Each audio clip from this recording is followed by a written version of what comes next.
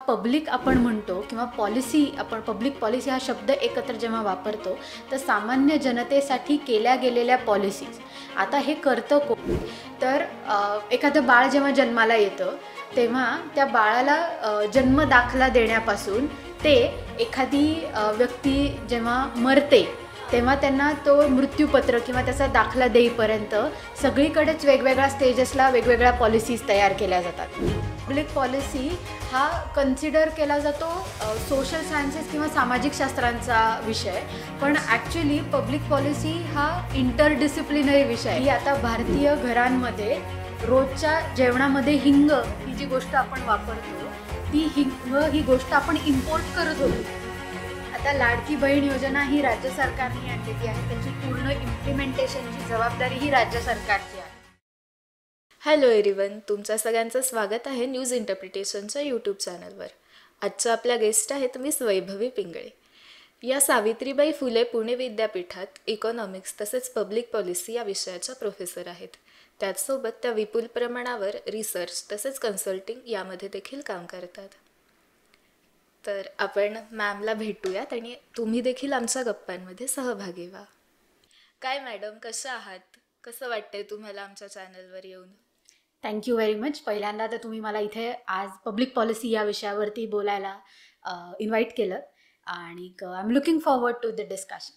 हो, you are most welcome here. तर public policy हा तसा खूप क्लिष्ट शब्द आहे, तर सामान्य माणसांपर्यंतच तसेच विद्यार्थ्यांपर्यंत हा शब्द पोचावा या अर्थाने तुम्ही तो थोडा सिम्प्लिफाय करून आम्हाला सांगू शकाल का? खूप छान प्रश्न आहे. कारण होतं कसं की पब्लिक म्हणल्यावरती आपल्या डोक्यात एक सामान्य जनता अशी येते आणि त्याचा तोच अर्थ आहे. जेव्हा पब्लिक आपण म्हणतो किंवा पॉलिसी आपण पब्लिक पॉलिसी हा शब्द एकत्र जेव्हा वापरतो तर सामान्य जनतेसाठी केल्या गेलेल्या पॉलिसीज. आता हे करतं कोण? आपण उठून इंडिव्हिज्युअली अशा पॉलिसीज किंवा असं हे तयार नाही करू शकत. मग त्याच्यासाठी आपल्याकडे आता डेमोक्रेसीमध्ये पद्धत काय किंवा बाकीच्या जे काय म्हणूयात गव्हर्निंग स्टाईल्स आहेत त्याच्यामध्ये पद्धत काय आहे की आपण काही रिप्रेझेंटेटिव्ज असतात. ते रिप्रेझेंटेटिव्ज समाजात काय प्रॉब्लेम्स आहेत किंवा कुठल्या गोष्टींमध्ये बदल करण्याची गरज आहे हे शोधून काढतात.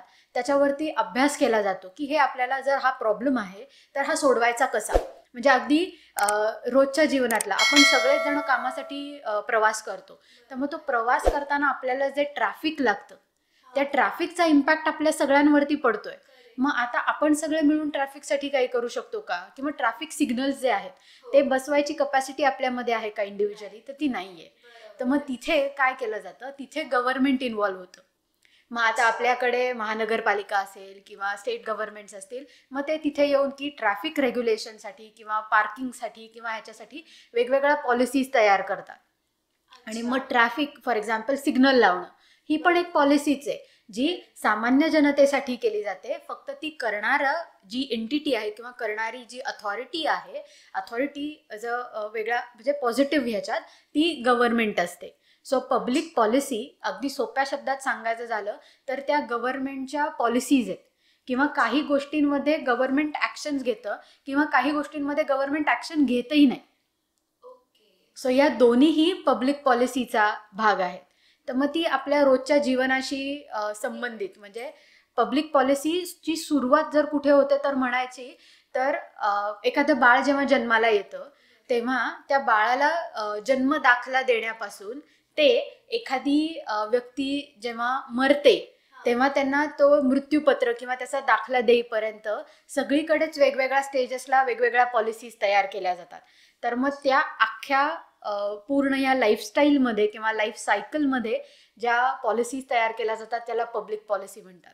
तुम्ही ह्या पब्लिक पॉलिसीमध्ये साधारण कोणत्या प्रकारचे घटक समाविष्ट असतात ते सांगू शकाल? आता पब्लिक पॉलिसीमध्ये मेजरली 3 ते 4 प्रकारचे घटक असतात. पहिलं तर कारण ती पॉलिसी गव्हर्नमेंट बनवतं म्हणून गव्हर्नमेंट. त्याच्यात सबपार्ट्स येतात कारण आपल्याकडे असं आपण म्हणू शकतो की आपल्याकडे क्वासाय फेडरल स्ट्रक्चर आहे. म्हणजे आपल्याकडे एक सेंट्रल गव्हर्नमेंट आहे, आपल्याकडे स्टेट गव्हर्नमेंट्स आहेत आणि मग आपल्याकडे लोकल गव्हर्नमेंट बॉडीज आहेत. मग त्या महानगरपालिका असतील, नगरपालिका असतील किंवा ग्रामपंचायत असतील. तर मग ह्या गव्हर्नमेंट हा त्यातला एक भाग झाला. या पॉलिसीज ज्यांच्यासाठी बनवल्या जातात ते सगळे स्टेक होल्डर्स की ती जनता किंवा ज्या लोक आहेत ते सगळं त्यातला एक सगळ्यात खूप मोठा एक कंपोनंट आहे. आणि तिसरा कंपोनंट असा असू शकतो की जे लोक ह्याच्यावरती अभ्यास करतात, की म्हणजे दोन वेगळ्या गोष्टी आहेत. एक पॉलिसी रिसर्च असतो आणि एक पॉलिसी अनालिसिस असतो. पॉलिसी अनालिसिस म्हणजे काय, की या एक्झिस्टिंग पॉलिसीज आहेत, की आता ट्रॅफिक सिग्नल्स आपल्याकडे चालू आहेत, पण त्याचं अजून इफेक्टिव्ह मॅनेजमेंट कसं करायला लागेल, हा पॉलिसी अनालिसिसचा भाग झाला. पण ट्रॅफिक होतंय आणि सिग्नल हा त्याच्यासाठी सोल्युशन आहे, हे जे करणारे लोक आहेत त्यांना तो पार्ट आपण पॉलिसी रिसर्च कन्सिडर करतो. तर ह्याच्यासाठी वेगवेगळे अनालिस्ट लोक काम करत असतात. ते त्यातला एक इम्पॉर्टंट घटक आहे. ओके, मग हे जे अनालिस्ट लोक असतात त्यांचे तुम्ही काय एक्झाम्पल्स देऊ शकाल की कोण कोण जास्त स्तरावर या पॉलिसी? आता याच्यात होतं कसं, की खरं तर पब्लिक पॉलिसी हा कन्सिडर केला जातो सोशल सायन्सेस किंवा सामाजिक शास्त्रांचा विषय. पण ॲक्च्युली पब्लिक पॉलिसी हा इंटरडिसिप्लिनरी विषय आहे. म्हणजे त्याच्यामध्ये सोशल सायन्स पण पाहिजे आणि त्याच्यामध्ये नॅचरल सायन्सेस पण पाहिजे. म्हणजे दोन्हीचेही अभ्यास करणारे जे लोक आहेत त्यांनी जर एकत्र येऊन पॉलिसीज बनवल्या तर त्याचा खूप एक वेगळा फरक पडतो. म्हणजे मी एक उदाहरण देते, की आता भारतीय घरांमध्ये रोजच्या जेवणामध्ये हिंग ही जी गोष्ट आपण वापरतो, ती हिंग ही गोष्ट आपण इम्पोर्ट करत होतो. मग हिमाचल प्रदेशमध्ये ॲग्रिकल्चर इन्स्टिट्यूट जी आहे त्यांनी शेतकऱ्यांबरोबर एक प्रयोग केला आणि मग त्यांनी तिथे डोमेस्टिकली प्रोड्यूस करायला सुरुवात केली हिंग. नाहीतर विचार करा की आपल्याकडे जवळजवळ आपण म्हणतो असं की सेन्सस आपला व्हायचा आहे, पण जवळजवळ भारताचं पॉप्युलेशन हे 145 करोड लोकांचं आहे. तर त्याला आपण धरलं की ॲव्हरेज फॅमिली साईज हा 4 आहे. तर 36 करोड फॅमिलीज हे जे हिंग वापरतात ते आपण इम्पोर्ट करत होतो. आता ड्रिव्हन इकॉनॉमी. आता हा जो त्यातला इनोव्हेशनचा जो भाग होता किंवा ते जे प्रोसेसिंग किंवा त्याचा तो जो सगळा पार्ट आहे तो नॅचरल सायन्सेसचा आहे. सो नॅचरल सायन्सेस पण तेवढंच इम्पॉर्टंट आहे की. आणि मग पब्लिक पॉलिसीमध्ये सामाजिक सायन्स कुठे म्हणजे किंवा सामाजिक शास्त्र कुठे येतं, तर ज्या पॉलिसीज फॉर्म्युलेट केल्या जातात त्या शेवटी माणसांसाठी केल्या जातात. त्याच्यामुळे समोरची व्यक्तीला त्या पॉलिसीची कशी गरज आहे ती आपण कुठल्या प्रकारे डिलिव्हर केल्यानंतर त्याचा जास्त चांगला इम्पॅक्ट किंवा जास्त चांगला यूज त्यांच्यासाठी होईल हे समजून घेणं हे सामाजिक शास्त्राचं काम आहे. त्याच्यामुळे पब्लिक पॉलिसीवरती कोण काम करू शकतं, तर पब्लिक पॉलिसी ही सगळ्यांसाठी असल्यामुळे सगळे काम करू शकतात. म्हणजे त्याच्यात तुम्ही लॉयर्स धरू शकता, तुम्ही सायंटिस्ट धरू शकता, तुम्ही PhD करणारे धरू शकता किंवा अकाउंट्स मधले लोक. म्हणजे तुम्ही name the field and that person has something to do with public policy. म्हणजे अगदी सिम्पल उदाहरण आहे की MBA मार्केटिंग करणारे हे पण लोक याच्यामध्ये कसे कॉन्ट्रीब्यूट करू शकतात, की गव्हर्नमेंट ज्या पॉलिसीज बनवतंय त्याचं मार्केटिंग करणं गरजेचं आहे ना. जर लोकांपर्यंत पोचलंच नाही की गव्हर्नमेंट काय करतंय तर मग त्याचा उपयोग होणार नाही.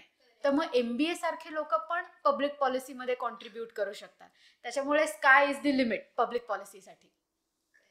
ओके, म्हणजे ढोबळमानाने जे आपल्या डे टू डे लाईफ मध्ये जे आपल्याला इम्पॉर्टंट गोष्टी असतात जसं की शिक्षण, आरोग्य सेवा, रोजगार, वित्त, अर्थशास्त्र, ह्या सगळ्या घटकांबद्दल पब्लिक पॉलिसीज बनवल्या जातात आणि ह्या क्षेत्रात कार्यरत असलेले प्रत्येक लोक पब्लिक पॉलिसीमध्ये काहीतरी कॉन्ट्रीब्यूट करू शकतात. नक्कीच.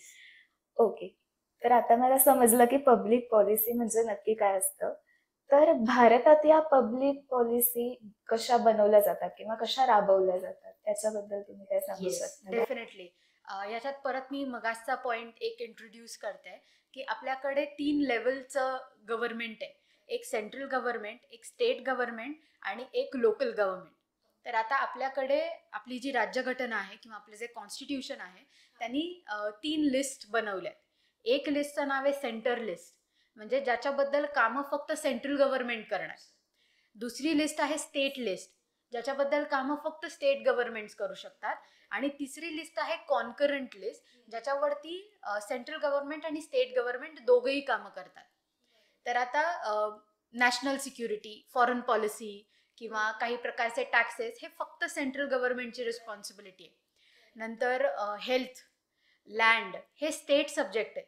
म्हणजे आपण म्हणतो की जमिनीचे व्यवहार करायचे, जेव्हा जमिनीचे व्यवहार करायची वेळ येते तेव्हा तिथे जी कोणी पॉलिसी बनवतं की या प्रकारचा GST लागेल किंवा या प्रकारचा वॅट लागेल, हे चार्जेस आहेत, हे आहे, हे सगळे स्टेट गव्हर्नमेंट बनवतं.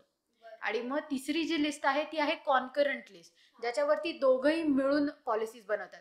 जसं तुम्ही म्हणालात की रोजगार हा एक आपल्या जीवनाचा भाग आहे, तर त्याच्याबद्दलचं म्हणजे लेबर हा एक कॉन्करंट लिस्ट मधला विषय आहे. म्हणजे दोघंही करणार. एक्झॅक्टली. एक्झॅक्टली. सो आता आपण 2019 मध्ये एक कोड आणला होता, मिनिमम वेजेस ऍक्ट आणि मिनिमम वेजेस कोड. आणि त्याच्यानंतर 2020 मध्ये सेंट्रल गव्हर्नमेंटने अजून 3 कोड आणले. एक सोशल सिक्युरिटीसाठी आहे, म्हणजे पेन्शन, मॅटर्निटी बेनिफिट्स वगैरे अशा सगळ्या गोष्टी त्याच्यात येतात. दुसरं आहे ऑक्युपेशनल हेल्थ अँड सेफ्टी, म्हणजे फॅक्टरीमध्ये जेव्हा लोक काम करतात तेव्हा त्यांचं काय सिच्युएशन आहे वगैरे. तर आता हे जेव्हा सेंट्रल गव्हर्नमेंटनी हे कोड्स आणलेले आहेत, तर त्याच्यावर त्याची अंमलबजावणी करणं किंवा त्याच्यामध्ये इम्प्रूव्हमेंट सांगणं किंवा त्याच्यामध्ये जे काय आहे ते चेंजेस सांगणं, हे स्टेट गव्हर्नमेंटचं पण काम आहे. म्हणजे आता हे जे कोड्स आहेत ते सेंट्रल गव्हर्नमेंटनी पब्लिश केले, पण इम्प्लिमेंट करण्याच्या आधी स्टेट गव्हर्नमेंटला त्यांचं स्वतःचं लोकल सिच्युएशन काय आहे ती बघायला लागते. कारण आता जर आपण बघितलं, फॉर एक्झाम्पल भारतामध्ये 36 स्टेट्स आणि युनियन टेरिटरीज आहेत. प्रत्येक स्टेट आणि युनियन टेरिटरी त्यांच्या पद्धतीने वेगळं आहे. त्याच्यामुळे ती जी डायव्हर्सिटी आहे ती फक्त कल्चरल नाहीये, ती इकॉनॉमिक आणि सोशल पण आहे. त्याच्यामुळे ती मेंटेन कशी करायची ही त्या स्टेट गव्हर्नमेंटला जास्त चांगलं माहिती आहे. म्हणून आपण त्याला माहिती असण्यापेक्षा स्टेट गव्हर्नमेंटला ते जास्त जवळून माहिती असते की Exactly. आपल्या स्टेट मधले लोक कसे आहेत आणि त्यांची विचारसरणी कशी आहे. एक्झॅक्टली. म्हणून साठी आपल्याकडे हे डिफरंट लेवल्स ऑफ गव्हर्नमेंट आहेत आणि ते डिफरंट लेवल ऑफ गव्हर्नमेंट वेगवेगळ्या पॉलिसीज बनवतात त्यांच्या विषयाशी निगडीत, पण ते विषय कॉन्स्टिट्यूशननी दिलेले आहेत. म्हणजे असं नाहीये की मला आज म्हणजे एखाद्या स्टेट गव्हर्नमेंटला रॅन्डमली वाटलं की आज मला ह्याच्याबद्दल पॉलिसी बनवायची आहे, तर तसं होऊ शकत नाही, कारण की त्यांना कॉन्स्टिट्यूशनचं मॅन्डेट आहे. अच्छा, की तुम्ही फक्त याच विषयांमधला स्टेट बनवू शकता, पण इम्प्लिमेंट करण्यापूर्वी सेंट्रल गव्हर्नमेंट थोडक्यात ह्यांच्यासोबत कन्सल्टिंग करतं की ते कॉन्करंट लिस्टला, जसं की लेबर, म्हणजे आता ते जर लेबर लॉज जे आपल्याकडे आधी खूप नंबरनी होते ते आता त्यांनी कमी करून फक्त 4 आणले, पण ते 4 लेबर लॉज ऍक्सेप्ट करायचे आणि ते आपल्या राज्यामध्ये इम्प्लिमेंट करायचे, ही रिस्पॉन्सिबिलिटी आणि हा लीड पण त्या स्टेट गव्हर्नमेंट्सला घ्यायला लागतो. म्हणजे फक्त सेंट्रल गव्हर्नमेंटनी काहीतरी इनिशिएटिव्ह घेतलाय आणि ते झालं असं होत नाही. काही वेळेला काही गोष्टींबाबत स्टेट गव्हर्नमेंटची पण रिस्पॉन्सिबिलिटी तेवढीच असते किंवा त्याच्यापेक्षा जास्त असते रादर. कारण स्कीम्स ठरवणं किंवा पॉलिसीज ठरवणं सोपं आहे, त्याची अंमलबजावणी करणं हे अवघड काम आहे. त्याच्यामुळे ते करायची मोठी जबाबदारी ही स्टेट गव्हर्नमेंट्सवरती असते. त्याच्यामुळे तिथे बऱ्यापैकी वेगवेगळ्या गोष्टींचे पॉलिसीज तयार होतात. मग काही स्कीम्स किंवा काही पॉलिसीज अशा असतात, त्याच्यात पण प्रकार आहे की काही स्कीम्स ह्या फक्त सेंट्रल गव्हर्नमेंटच्या असतात, ज्याला नावच सेंट्रल सेक्टर स्कीम्स आहे. म्हणजे ज्या 100% सेंट्रल गव्हर्नमेंट ज्याचे पैसे देतं. म्हणजे आता फॉर एक्झाम्पल आपण जर ऐकलं असेल तर किसान सन्मान निधी, शेतकऱ्यांना जे 2,000 रुपये मिळत आहेत, तर ती पूर्ण सेंट्रल गव्हर्नमेंटची स्कीम आहे. 100% त्याचे पैसे हे सेंट्रल गव्हर्नमेंट देणार. वेअर ॲज अशा काही स्कीम्स आहेत ज्या सोशल असिस्टन्स किंवा अजून बाकीच्या प्रकारच्या आहेत, तिथे कॉन्ट्रीब्युशन बेस्ड होतं. आता हे कॉन्ट्रीब्युशन कोणामध्ये असतं? सेंट्रल गव्हर्नमेंटमध्ये असतं आणि स्टेट गव्हर्नमेंटमध्ये असतं. थोडे पैसे सेंट्रल गव्हर्नमेंटने द्यायचे, थोडे पैसे राज्य सरकारांनी द्यायचे आणि मग ती पॉलिसी रोल आउट होते. सो पॉलिसीजचे वेगवेगळे प्रकार आहेत. हे बऱ्यापैकी की सेंट्रल आणि स्टेट गव्हर्नमेंट मधलं रिलेशन म्हणजे फायनान्शियल रिलेशन जे कॉन्स्टिट्यूशनने डिफाईन केलेलं आहे त्याच्याप्रमाणे ते कसे एनॅक्ट करतायत त्याच्यावरती पण खूप बऱ्यापैकी गोष्टी निर्भर असतात. तसंच लोकल गव्हर्नमेंटवरती जेव्हा येतो, जसं राज्य सरकार हे केंद्र सरकारवरती थोड्या बाबतीत डिपेंडेंट आहे, तसं लोकल गव्हर्नमेंट्स हे त्या राज्य सरकारांवरती डिपेंडेंट असतात की त्यांना किती पैसे मिळणार किंवा कुठल्या प्रकारच्या पॉलिसीज किंवा काय कुठल्या प्रकारचे डेव्हलपमेंटल प्रोग्राम्स रन होणार, कसे होणार, काय त्याची प्रोसिजर असेल, याच्यासाठी ते राज्य सरकारांवरती डिपेंडेंट असतात. अच्छा, So, आताची अशी त्याची process. महाराष्ट्रात एकदम काय म्हणतात सुसाट चाललेली स्कीम आहे ती म्हणजे लाडकी बहीण योजना. मग हे कोणत्या प्रकारात होतं? आता लाडकी बहीण योजना ही राज्य सरकारने आणलेली आहे. त्याची पूर्ण इम्प्लिमेंटेशनची जबाबदारी ही राज्य सरकारची आहे. त्याच्यामध्ये सेंट्रल गव्हर्नमेंटचा काहीही हात नाही. जे काही मॅनेज करायचं आहे म्हणजे आपल्याकडे फॉर एक्झाम्पल आता तुमच्याकडे तुमचं दर महिन्याचं काहीतरी इन्कम असेल आणि त्या इन्कम मधून तुम्ही काहीतरी पैसे स्पेंड करता किंवा खर्च तुमचे जे काही आहेत ते करता. तसंच राज्य सरकारच्या स्कीम्स या राज्य सरकारच्या कोशामधून होतात. तर आता ही लाडकी बहीण योजना जी आहे ती राज्य सरकारच्या महाराष्ट्र राज्य सरकारच्या कोशातून होणार. वेस्ट बेंगॉलने जेव्हा ही इम्प्लिमेंट केली होती तेव्हा ती वेस्ट बेंगॉल राज्य सरकारच्या कोशातून होणार. मध्य प्रदेशने जेव्हा लाडली बहीण आणली तेव्हा ती मध्य प्रदेशच्या राज्य सरकारच्या कोशातून होणार. मग आता ती त्यांच्याकडे कपॅसिटी आहे का हे ते त्या राज्य सरकारने ठरवायचं असतं. ओके. तर भारतातल्या तर आपल्याला पब्लिक पॉलिसीज बद्दल भरपूर माहिती समजली. जिओ पॉलिटिक्स लेवलवर सर्वात मोठा देश म्हणून USA ला मानलं जातं. तर काल परवाच आमच्या ऑफिसमधला एक मुलगा म्हणत होता की त्या युएसच्या फेडने काहीतरी रेट कमी केले. तर हे जे रेट कमी करतात जिओ पॉलिटिक लेवलवर तर त्याचा काही फरक आपल्या भारतावर पडतो का किंवा? नक्कीच. कारण सगळ्यात महत्वाची गोष्ट जी आपण इथे लक्षात घ्यायची आहे ती आहे की that we live in a globalised world. दुसऱ्या देशांमध्ये जे काय होत आहे त्याचा इम्पॅक्ट आपल्यावरती पडतो, कायमच पडत आलेला आहे. म्हणजे जेव्हा आपण फॉर एक्झाम्पल इकॉनॉमिक्सचं उदाहरण देते मी की आपण 1990 मध्ये लिबरलायझेशन, प्रायव्हेटायझेशन आणि ग्लोबलायझेशन पॉलिसी ऍक्सेप्ट करायच्या आधीची जी बॅकग्राऊंड सिच्युएशन होती तो प्रॉब्लेम मिडल ईस्ट मधला वॉर होता ज्याने ऑइल प्राइसेस खूप वाढले. नंतर अफगाणिस्तानमधून रशियानी घरी परत जाणं. रशिया आपला खूप एक मोठा टॉप ट्रेडिंग पार्टनर होता. त्याच्यात सोव्हिएत युनियनचं झालेलं म्हणजे काइंड ऑफ जे तुकडे तुकडे पडले ते कारण होतं. आता या सगळ्या गोष्टी बाहेर झाल्या ना, त्याच्यात इंडियाचा संबंध काहीच नव्हता. पण त्याच्या सगळ्याचा इम्पॅक्ट आपण इम्पोर्ट करण्यासाठी जे पैसे खर्च करतोय आणि आपण आपले प्रॉडक्ट जे एक्सपोर्ट करून पैसे कमवतोय त्याच्यावरती झाला. त्याच्यामुळे या ग्लोबलाइज्ड जगामध्ये ज्या ज्या गोष्टी होतात त्याचा सगळ्याचा इम्पॅक्ट आपल्यावरती पडत असतो. आता लाईक यू सेड की US हे एक one of the important players आहे जेव्हा जिओ पॉलिटिक्स येतं. आता फेड रिझर्व्हनी म्हणजे त्यांची जी सेंट्रल बँक आहे ते जेव्हा रेट कट करतात तेव्हा त्याचा इम्पॅक्ट दोन गोष्टींवरती पडतो. एक, त्याच्यामुळे कॅपिटल इनफ्लोज होतात.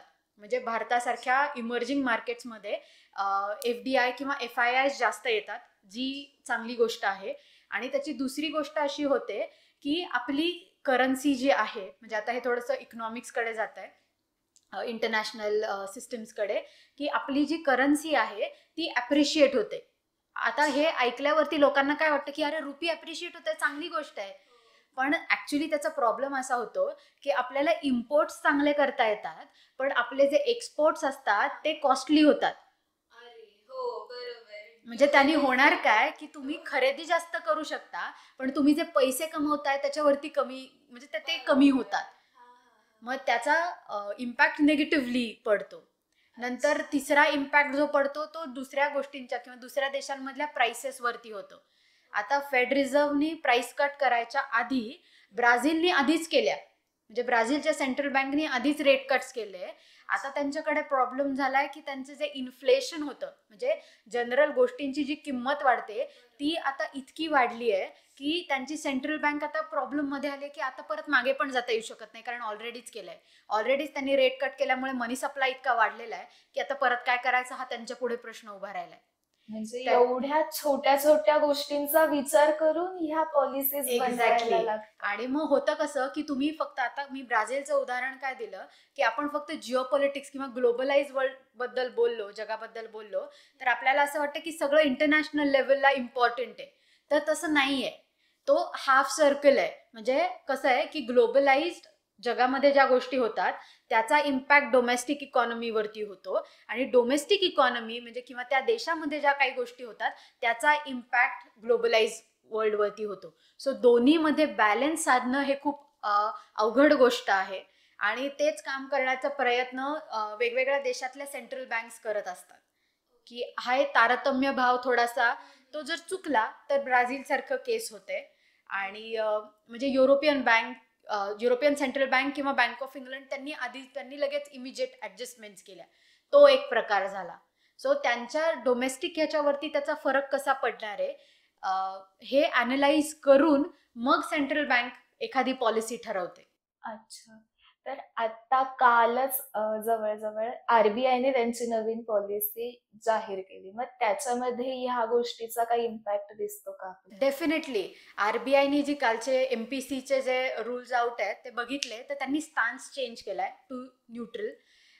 दुसरी गोष्ट त्यांनी केली की त्यांनी परत रेपो रेट अनचेंज, सो जो रेट मध्ये बदल नाहीये कुठल्याही प्रकारचा, त्यांनी न्यूट्रल स्टान्स आणि नो चेंज यांनी दोन्ही गोष्टीतून त्यांनी काय साधण्याचा प्रयत्न केलाय तर की पुढे जाऊन जे काही बदल होतील ते ऍक्सेप्ट करायची फॅसिलिटी किंवा स्पेस त्यांनी स्वतःसाठी तयार करून घेतली, फ्लेक्झिबिलिटी.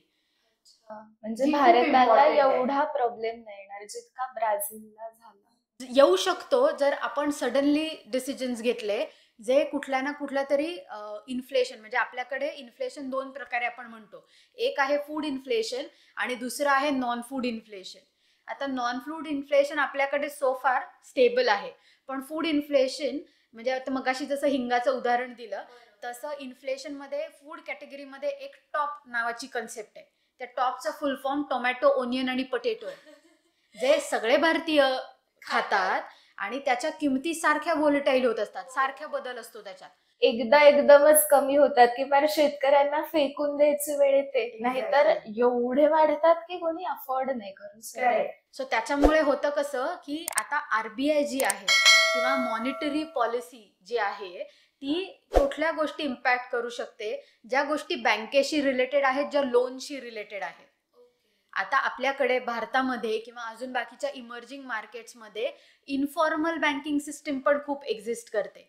म्हणजे कसं की पूर्वीच्या काळी सावकारी होती, आता आपण त्याचं मॉडर्न फॉर्म म्हणतो की तुम्ही तुमच्या मैत्रिणीकडून पैसे घेतलेत किंवा तुम्ही फॅमिली मेंबर्स कडून पैसे घेतलेत, तुमचं बँक अकाउंट नसणं किंवा तुम्ही त्या सिस्टीमशी कुठल्याही प्रकारे अटॅचच नसणं. तर आता हे जे आहे फॉर एक्झाम्पल टॉप प्रॉडक्ट्स की टोमॅटो, ओनियन आणि पोटॅटो याच्या किमतींमध्ये जर फरक जाणवला तर त्याच्यासाठी आरबीआय सेंट्रल बँक म्हणून खूप काही नाही करू शकत. म्हणजे फूड इन्फ्लेशन वरती जर इम्पॅक्ट करायचा असेल तर त्याच्यासाठी सप्लाय साईड फॅक्टर्स लागतात, कारण डिमांड करणारे आपल्याकडे 36 करोड फॅमिलीज आहेत आणि पोट सगळ्यांचंच आहे. तिथे आपण असं नाही म्हणू शकत हा माणूस आहे आणि हा माणूस नाही, असं नाहीये. पोट सगळ्यांचं आहे, भूक सगळ्यांची आहे. मग तिथे काय होतं, तिथे होतं too many people chasing few goods, त्याच्यामुळे मग त्याच्या अजून किमती वाढत जातात. किंवा त्याला दुसराही एक प्रकार असतो की अजून किंमत वाढवण्यासाठी काही लोक साठेबाजी करतात, ज्याच्यातून त्याची किंमत अजून वाढते. पण मग ह्या गोष्टींमध्ये आरबीआय किंवा मॉनिटरी पॉलिसी फार इफेक्टिव्ह होत नाही. मग ह्या अशा गोष्टींवर नक्की कोणी पब्लिक पॉलिसी? आता इथे आता युजली पॉलिसीजचे वेगवेगळे प्रकार आहेत. तर आता हा जो मॉनिटरी पॉलिसी आपण म्हणालो तसा एक पार्ट गव्हर्नमेंटचा दुसऱ्या सपोर्टनी येतो, तो म्हणजे फिस्कल पॉलिसी आहे, की जिथे सप्लाय साईड कन्स्ट्रेन्स की बाबा फॉर एक्झाम्पल आपण म्हणतो की भारतामध्ये खूप रोड बांधणी चालू आहे. ती रोड बांधणी याच्याशी कशी कनेक्टेड आहे की आधी शेतकऱ्यांना त्यांचा माल फक्त त्यांच्या जवळच्या बाजारापर्यंत घेता येऊ शकत होता, आता ते लांबच्या बाजारापर्यंत कसे येऊ शकतात का, तर तिथे एक्झॅक्टली. तर मग आता ही जी रस्ते बांधणी किंवा या ज्या सगळ्या बाकीच्या पॉलिसीज आहेत या अशा पण रिलेटेड आहेत. सो ते खूप इंटिग्रेटेड सिस्टीम आहे, असं नाहीये की एक गोष्ट समजली म्हणजे सगळं समजलं. तर त्या आता इन्फ्लेशन हा जो फॅक्टर आहे, त्यातला फूड इन्फ्लेशन हा जो फॅक्टर आहे तो आपल्यासाठी खूप इम्पॉर्टंट आहे, क्रुशियल आहे भारतासाठी. आता ऑगस्ट ते नोव्हेंबर भारतामध्ये सगळे फेस्टिवल्स असतात, सगळ्या सणवारांना आपल्या घरात वेगवेगळ्या गोष्टी खायला केल्या जातात किंवा आणल्याही जातात. म्हणजे हे सगळे परत फूड इन्फ्लेशनवरच त्याचा इम्पॅक्ट होतो. तर मग आता ते कसं करायचं किंवा त्याच्यात जर काही बदल किंवा त्याच्यात जर काही इम्पॅक्ट जाणवला तर त्याच्यासाठी आपल्याला काय करता येईल, याच्यासाठी आरबीआयनी स्वतःसाठी स्पेस तयार करून घेतली आहे कालच्या एमपीसीच्या मीटिंग तर्फे.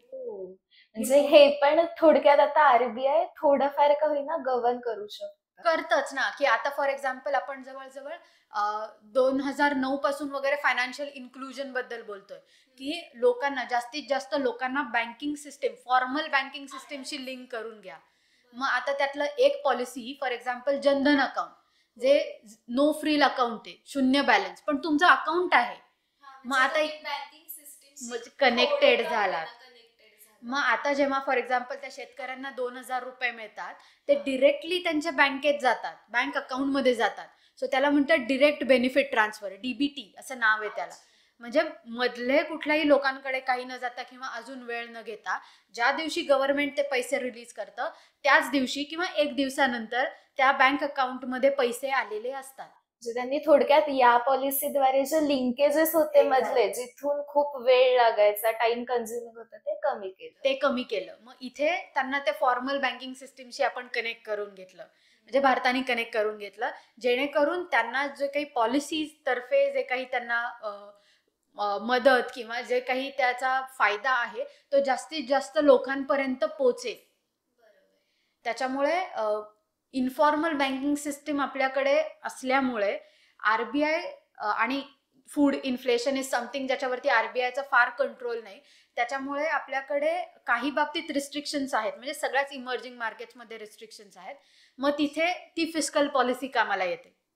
म्हणजे आपण असं जसं म्हणतो की इकॉनॉमिक्समध्ये डिमांड आणि सप्लाय हे दोन फोर्सेस आहेत, तसे पॉलिसीमध्ये मॉनिटरी पॉलिसी आणि फिस्कल पॉलिसी ह्या दोन्ही पॉलिसीज इम्पॉर्टंट आहेत. ईदर ऑर वरती नाही चालत ते. ह्या दोन पॉलिसी बद्दल तुम्ही काय सांगू शकाल की मॉनिटरी काय असतं आणि फिस्कल काय असतं? सो आता मॉनिटरी पॉलिसी ही बेसिकली जसं आपण आधी म्हणालो की बँकिंग सिस्टीम किंवा त्याच्याशी सगळ्याशी रिलेटेड आहे. बँकिंग, लोन, फायनान्स या सगळ्या मॉनिटरी मनी शी रिलेटेड असलेल्या सगळ्या पॉलिसीज या मॉनिटरी पॉलिसी म्हणून कन्सिडर केल्या जातात. युजली ही इम्प्लिमेंट करायची रिस्पॉन्सिबिलिटी ही त्या देशाच्या सेंट्रल बँकेकडे असते. म्हणजे आपल्या केसमध्ये आरबीआय झालं, युएसएच्या केसमध्ये फेडरल रिझर्व्ह झालं.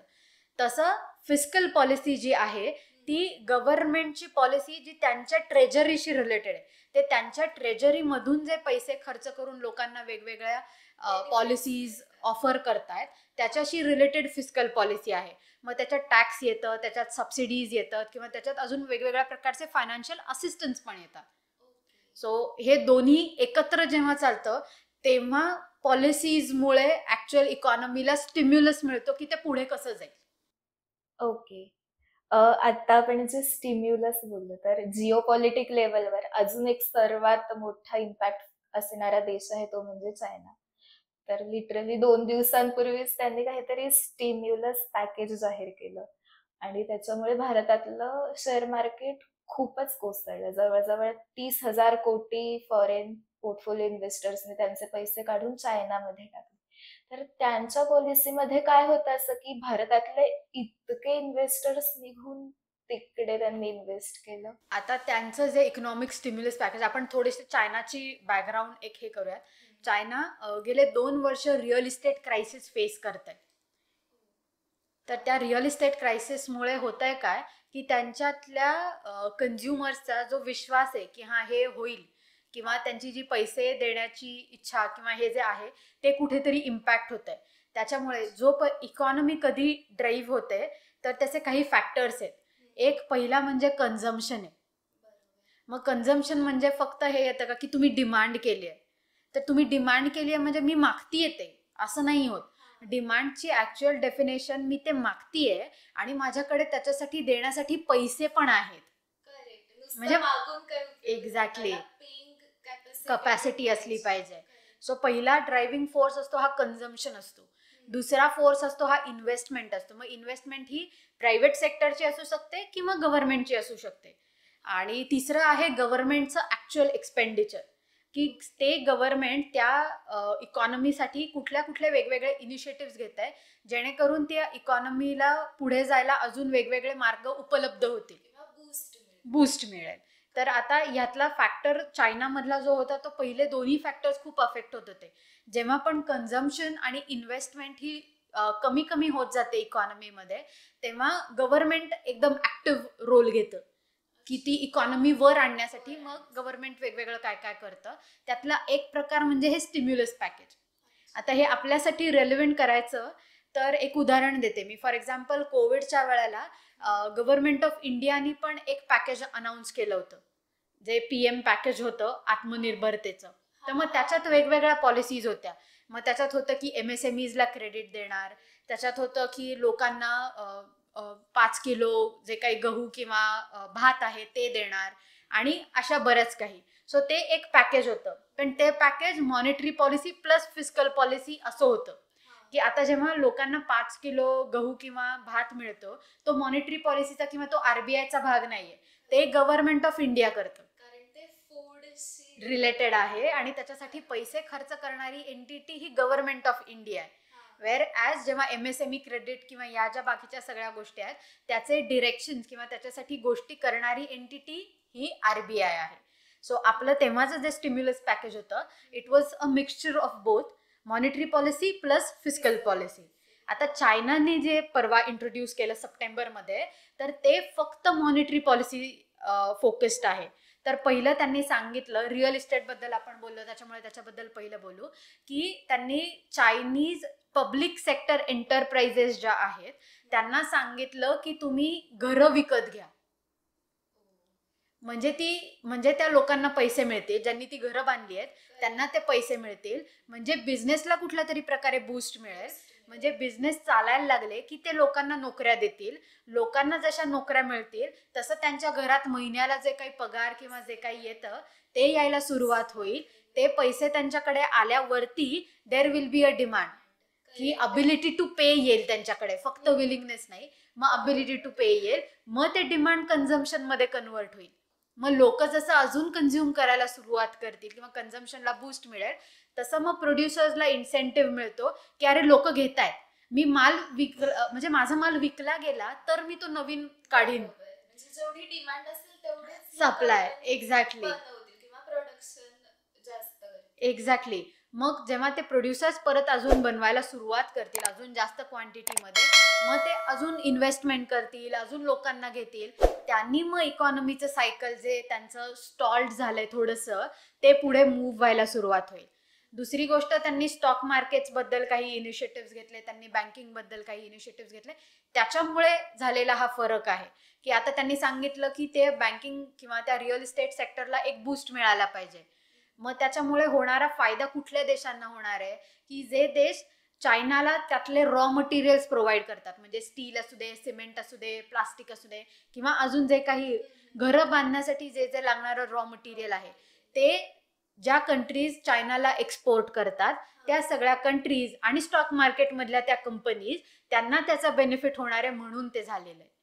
तर आता चायनामध्ये मग दुसरी गोष्ट काय झाली सायमल्टेनियसली, की त्यांच्या लोकांच्या लक्षात आलं की ही मॉनिटरी पॉलिसी ही फक्त स्टॉक मार्केट, रिअल इस्टेट आणि बँकिंग एवढ्या 3च सेक्टर्सला अफेक्ट करते, म्हणून त्यांचा बहुतेक हेनसिंग म्हणून जो आहे इंडेक्स तो परत घसरला. एक्झॅक्टली. कारण मग त्याच्यावरून त्यांनी काय कन्क्लुजन काढलं, की मग आता आपल्याला फिस्कल पॉलिसीकडे लक्ष द्यायला पाहिजे. कसं, कारण चायना हा जॉग्राफिकली मोठा देश आहे. आपल्याला जे चायनाबद्दल माहिती आहे ते स्पेसिफिक रिजन्स आहेत जे खूप पुढारलेले आहेत, पण चायनामध्ये पण एक दरी जी आपण भारतामध्ये बघतो तशीच दरी चायनामध्ये पण आहे, की काही रिजन्स खूप डेव्हलप झालेले आणि काही रिजन्स जे डेव्हलप नाही झालेले.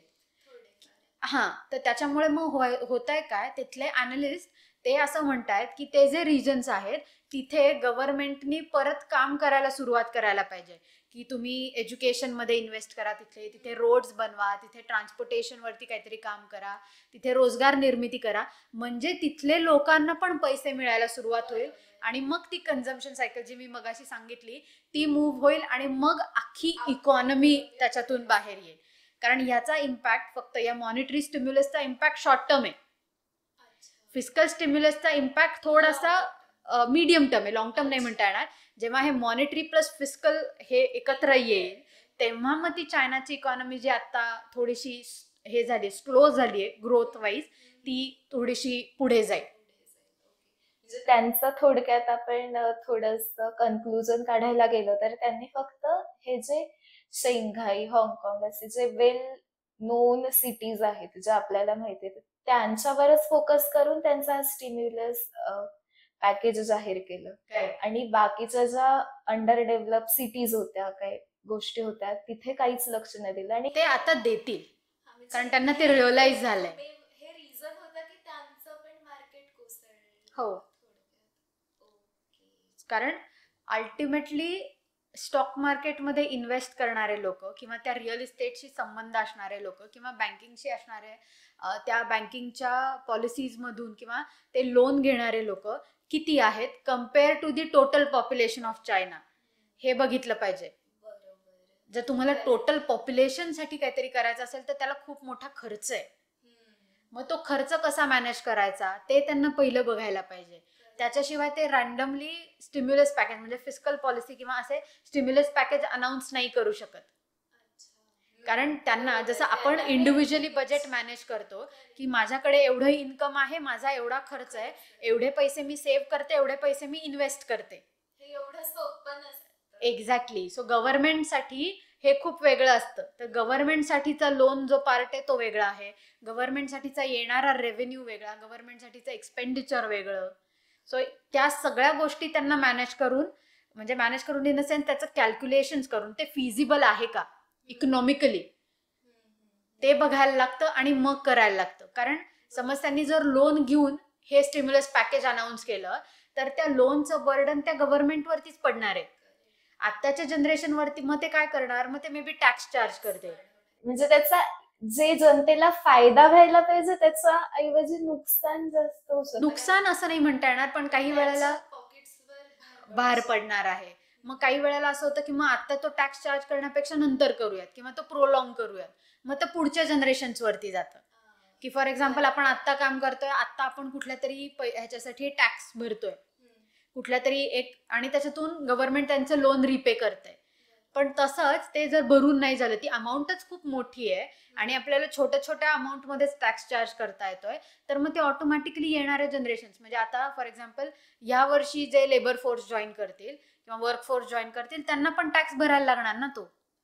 सो असं ते एका पाठोपाठ एक खूप गोष्टी इंटरलिंक्ड आहेत. असं स्ट्रेट अवे आन्सर त्याचं नाहीये. आणि ते तेवढं ब्लॅक अँड व्हाईट पण नाहीये की हे चांगलं आणि हे वाईट असंही होऊ शकत नाही. म्हणजे फॉर एक्झाम्पल युएसची ती केस म्हणजे आय मीन फेड रिझर्व्हचे रेट कट, त्याचा इम्पॅक्ट आपल्यावरती चांगला पण होऊ शकतो, वाईट पण होऊ शकतो. दोन्हीही आहे आणि दोन्ही रियालिटी आहे. म्हणजे ते फक्त आपण ब्लॅक किंवा व्हाईट नाही असं नाही करू शकत. एक्झॅक्टली असं नाही करू शकत आपण, कारण शेवटी पब्लिक हे इंडिव्हिज्युअल्सनी बनतं. प्रत्येक गोष्टीला समोरचा आपल्याला वाटेल त्याच प्रकारे रिस्पॉन्ड करेल असं जरुरीचं नाहीये. त्याच्यामुळे मग प्रत्येकाची रिॲक्शन बदलते, प्रत्येकाच्या आयडियाज बदलतात, त्याच्याप्रमाणे पॉलिसीचे जे डिलिव्हरेबल्स आहेत त्याच्यात पण अपडेशन होत राहतं. त्याच्यामुळे खूप म्हणायला गेलं तर सुरुवात जिथून आपण केली होती की कॉम्प्लेक्स शब्द वाटतो, तर आहे.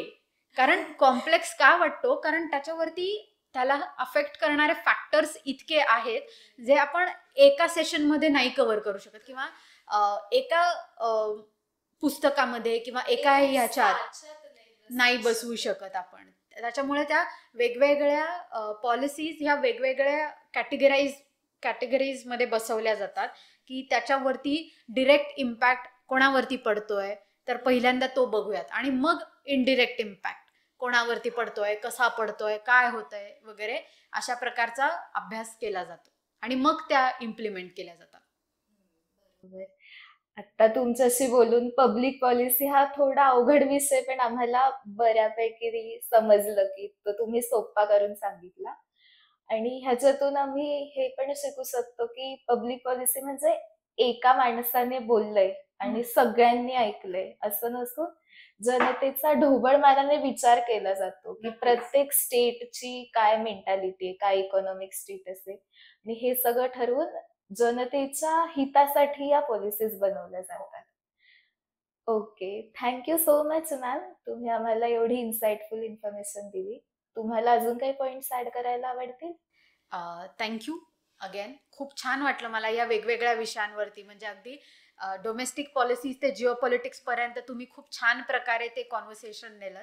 सो मला खूप वेगवेगळ्या ॲस्पेक्ट सांगता आले पब्लिक पॉलिसीबद्दल, की जे युजली थेरॉटिकली सांगायला गेलं तर तो एक विषय आहे की ज्याच्यामध्ये आपण गव्हर्नमेंटच्या पॉलिसीजबद्दल बोलतो, पण त्या गव्हर्नमेंटच्या पॉलिसीज फॉर्म्युलेट व्हायच्या आधीचा जो अभ्यास आहे किंवा आधी ज्या गोष्टी कन्सिडर करायला लागतात या बऱ्यापैकी आपल्यासाठी अननोन असतात, कारण ते त्या फील्डमध्ये किंवा त्या कामामध्ये त्या गव्हर्नमेंट जे ऑफिसर्स आहेत ते बसून ते काम करतात, त्याच्यामुळे सामान्य जनतेपर्यंत त्याच्याबद्दल कमी इन्फॉर्मेशन येते.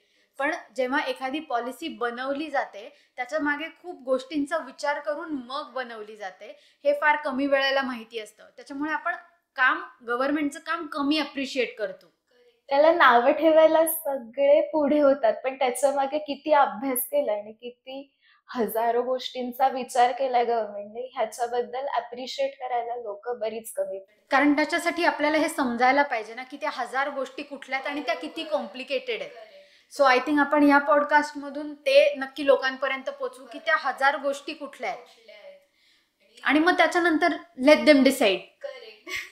की त्यांनी ऍटलीस्ट किती एफर्ट्स घेतलेत हे तरी लोकांपर्यंत पोहोचेल. त्या चांगल्या आहेत का वाईट आहेत हा त्यात डिसिजन आहे. Thank you very much once again for inviting me here, and it was a pleasure discussing with you. तर तुम्हाला हा व्हिडिओ कसा वाटला हे आम्हाला कमेंट सेक्शन मध्ये नक्की कळवा. त्याचबरोबर